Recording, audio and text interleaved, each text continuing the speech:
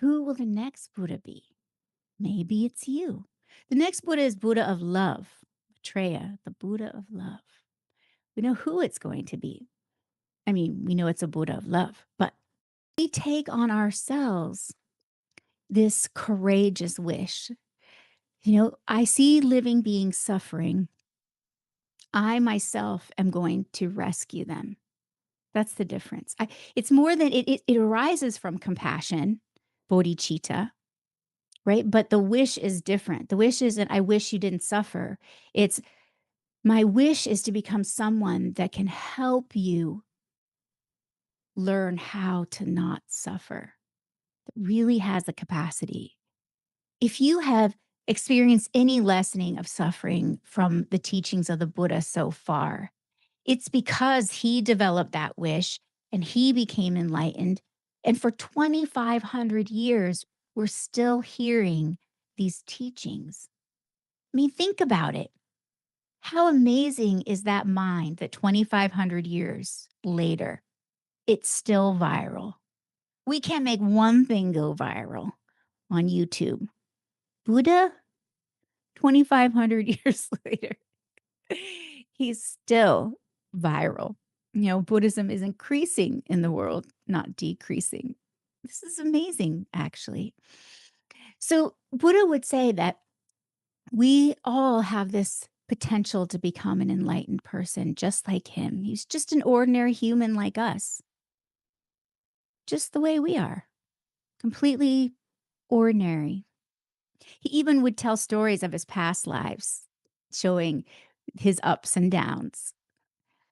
But at some point, he decided, I am going to do this. I am going to myself take responsibility to rescue living beings from this ocean of suffering that they find themselves in. Right? Not all the time it's terrible suffering, but every living being suffers terribly. Sometimes. Everyone.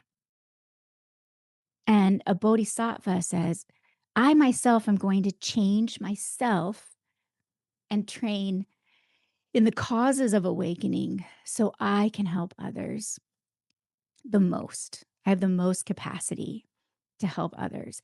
And even if you take the same wish and make it more local, right? Bodhicitta is not local, it's universal. I want to help all living beings. So I want to become like Buddha Shakyamuni. I'm going to do this. But we train up in that wish. We've been working on universal compassion and love, and we're going to keep working on this motivation. We have to gradually build it. But even if you start like super local, I want to become a better human for my child, for my partner, for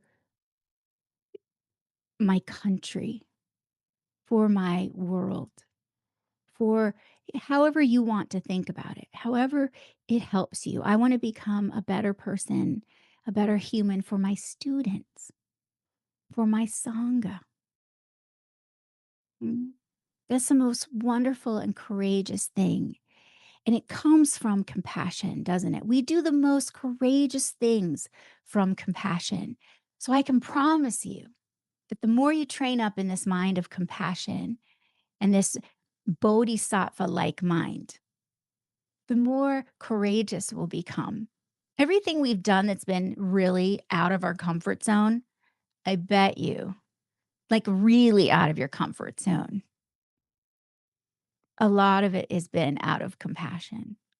Like, let me just give you an example, okay? Out of my comfort zone. So, you don't know what's been happening the last 2 weeks because we haven't met for 2 weeks. So now, for whatever reason, when we approach Halloween, we always have foster kittens. And I did say I was taking a 1 year break, but that didn't work out for me. Because there is this one kitten up stuck in a tree, in a banyan tree in the neighborhood, and the mom had moved the other kittens, the other 3 siblings, but that one was, like, too afraid to come out of this banyan tree, and so he just stayed in the banyan tree, And the mom would come back every once in a while and feed him, but he was so hungry. He wasn't getting fed enough at all. He was just screaming so loud that way several houses down, they were hearing him screaming. And so people were coming around trying to figure out how to get this kitten out of this banyan tree. This was like down inside, like in the tree. It would run into the tree. Very clever. Nothing got it, even though it was screaming at the top of its lungs, like nothing was able to get the kitten. So I was tired and I said, I think we're taking a year off, aren't we? Because of that whole, fleeing the hurricane with 4 kittens last year in the SUV, all of us, 3 dogs, 4 kittens. I just need a break.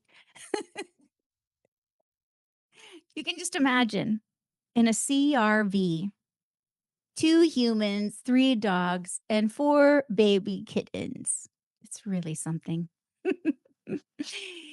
But then, Missy's like, "Why don't you just come down and look with me,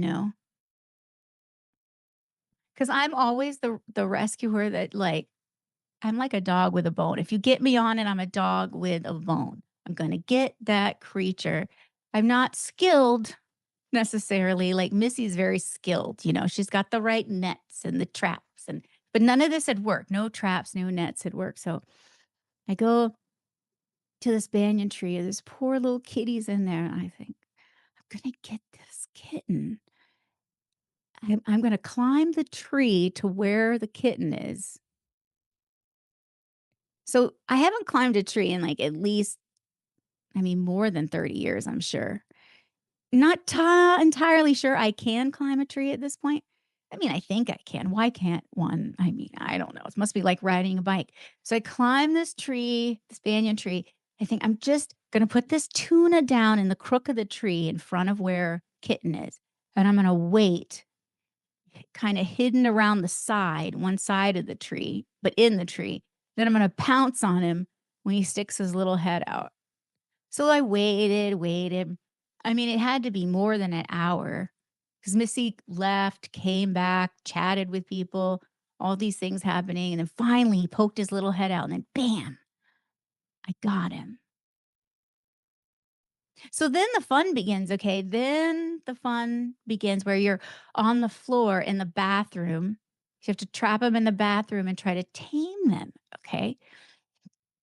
And you guys know how I get grossed out by things, and hugging toilets is my least favorite thing in the entire universe. It's just disgusting, okay? I do not like sitting on the floor ever. I don't drink because, well, because I've taken a vow, but also I feel like I'm much less likely to hug toilets not drinking. That's like a big benefit. So I do not like any of that, right? No, it's so gross. So then one kitten hugging toilets for a day. Then we get another kitten, not the same litter, different kitten. And then we get another one that's of that same litter. Anyway, now we have 4, and it's all on the floor hugging toilets for hours. And then I'm sticking my hand in the food bowl to get it to eat off my finger. Like, this is all disgusting to me. You have no idea how gross it is. And then they've walked in their poop, and then I don't realize it, but then I smell they all walk in their poop when they're little. They instantly know how to use the litter box, which is so genius. But then they sleep in their litter box, walk in their food, and they're no good. No good. And then I see my hair. Oh my God. But you do it because, and actually, I was doing taking and giving in that banyan tree as I was watching for that kitten to come out. I was imagining breathing in all the cold nights that Kitty would have if I didn't get him. I was breathing in the nights it'd be rainy, he'd be hungry, animals getting him, terrifying him. So I was just imagining all this. I think it might have worked because he put his little head out. But it's this mind of compassion, isn't it, that gets us to do the grossest things. Well, I mean, if you have kids, you totally get this, right? It's unbelievable. The things you've stuck your hands in and done and oh my and it's you just instantly wanna relieve their suffering, so you do it, you just jump right in. And it's the same mind, but what we learn to do is think all living beings are precious to me. That's the difference. You will do it for the one living being that's precious to you. But can we make it so that every living being we meet or think about is precious to us, like our own beloved child? I think we can because I impute really, really precious on these baby kittens.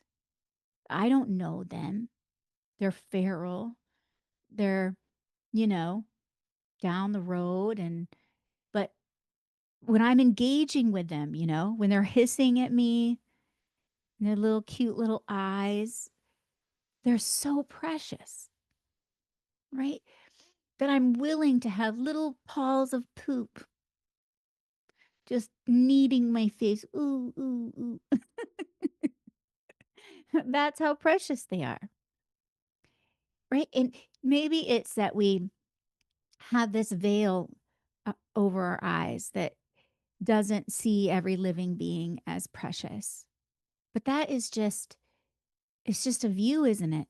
Someone adopts a child, that child becomes as precious as a child of blood, right? Exactly the same. So now we just have to work on spreading our love and making it bigger and bigger so that every being is precious to us.